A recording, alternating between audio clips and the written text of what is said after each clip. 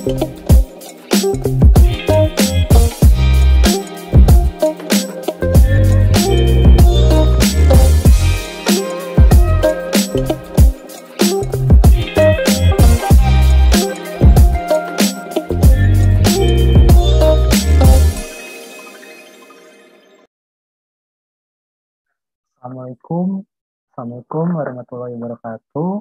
Perkenalkan, nama saya Yohanes Jordan, NPM 100-417-251, dan saya berasal dari Fakultas Hukum, Keputusan Hukum Perdata dan Bisnis. Dalam kesempatan kali ini, saya akan mempresentasikan karya ilmiah saya yang berjudul Tanggung Jawab Transistor atas Kesalahan DNS ditinjau buku 3 Kitab Undang-Undang Hukum Perdata.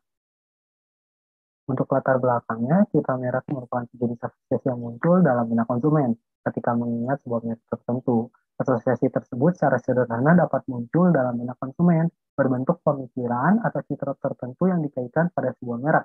Hubungan terhadap suatu merek akan semakin kuat jika didasarkan pada pengalaman dan mendapat banyak informasi. Citra atau asosiasi mempresentasikan persepsi yang bisa merefleksikan kenyataan yang objektif maupun tidak. Konsumen lebih sering membeli produk dengan merek yang terkenal, lebih dapat diandalkan, selalu tersedia, mudah dicari, dan memiliki kualitas yang sudah tidak diragukan lagi.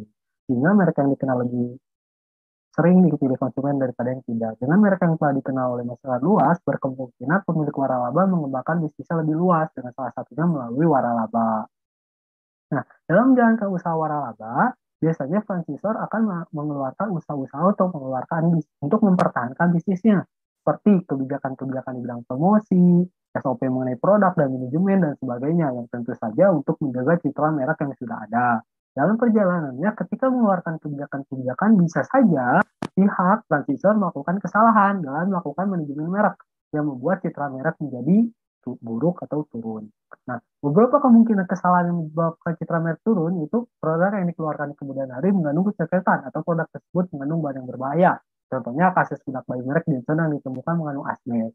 Selanjutnya ada kebijakan perusahaan yang memberikan pernyataan kepada publik mengakui dan atau mendukung suatu hal yang oleh masyarakat pada umumnya tidak dapat diterima. Contohnya mendukung LGBT. Kesalahan tersebut mengakibatkan sebagian masyarakat mulai memboikot dan meninggalkan produk-produk yang diproduksi oleh perusahaan tersebut. Dan tentu saja dengan adanya gerakan boikot tersebut dapat mempengaruhi terhadap penjualan produk tersebut, dan pihak franchisee atau pihak penerima waralaba pun ikut terkena imbasnya.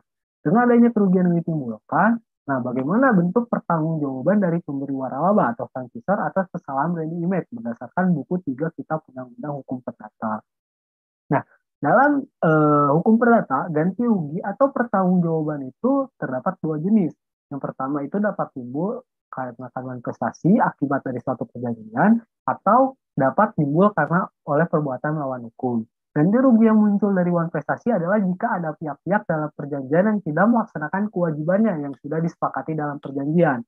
Selain kerugian yang timbul dari manifestasi, kerugian juga dapat ditimbulkan oleh suatu perbuatan melawan hukum yang diatur dalam pasal 1365 KUHP Perdata. Pertanggungjawaban yang tertuang dalam pasal 1365 KUHP Perdata mewajibkan adanya unsur kesalahan. Artinya seseorang tersebut harus bersalah. Asas pertanggungjawaban secara kesalahan didasarkan pada prinsip bahwa tidak ada pertanggungjawaban apabila tidak ada unsur kesalahan. Selanjutnya, pihak yang berkewajiban untuk membuktikan unsur kesalahan tersebut adalah pihak yang merasa dirugikan. Dengan kata lain, beban pembuktian ada pada pihak penggugat, sebagaimana ditetapkan dalam pasal 1865 KUHP Perdata. Nah, bagaimana pertanggungjawaban dilakukan franchisor atas kesalahan branding image? Perlu dilihat bahwa perbuatan tersebut termasuk dalam perbuatan melawan hukum atau perbuatan melawan prestasi. Jika yang dilakukan merupakan suatu perbuatan melawan prestasi, maka pihak penerima waralaba dapat meminta pihak pemberi waralaba untuk membayar ganti rugi berdasarkan pasal 12/3 KUHP Perdata. Nah, untuk menentukan apakah perbuatan franchisor merupakan melawan prestasi atau perbuatan melawan hukum, harus dilihat dalam suatu perjanjian. Apakah dalam perjanjian terdapat klausa yang mengharuskan kewajiban pada franchisor untuk menjaga brand image merek atau reputasi merek. Jika terdapat klausul tersebut, kemudian franchisor melakukan kesalahan yang mengakibatkan menurunnya citra merek tersebut pada masyarakat dengan akibat lebih lanjut menurunnya omset penjualan, maka franchisor telah melakukan manifestasi. Tetapi bila tidak ada dalam perjanjian, maka telah melakukan perbuatan melawan hukum. Namun dalam hal ini pihak penerima waralaba selaku pihak yang dirugikan harus bisa membuktikan unsur kesalahan yang dilakukan oleh pihak pemberi waralaba bahwa perbuatan tersebut memang perbuatan melawan hukum. Dengan kata lain, beban pembuktian ada pada pihak penggugat, sebagaimana yang ditetapkan dalam pasal 1865 KUH Perdata. Nah, untuk kesimpulannya sendiri, prinsip pertanggungjawaban perdata yang tertuang dalam pasal 1365 KUH Perdata mewajibkan adanya unsur kesalahan. Artinya seseorang tersebut harus bersalah dan pihak yang merasa dirugikan kewajiban untuk membuktikan unsur kesalahan tersebut. Selain prinsip unsur kesalahan, ada pula bentuk pertanggungjawaban yang berdasarkan pada adanya prestasi yang merupakan suatu kontraktual liability. Nah, untuk sarannya sendiri, kewajiban menjaga brand image itu merupakan yang sangat penting. Namun pada umumnya kewajiban menjaga image tidak dimasukkan dalam klausul perjanjian waralaba. Hal ini dikarenakan bahwa anggapan pihak franchisor akan selalu menjaga brand image yang telah dibangun.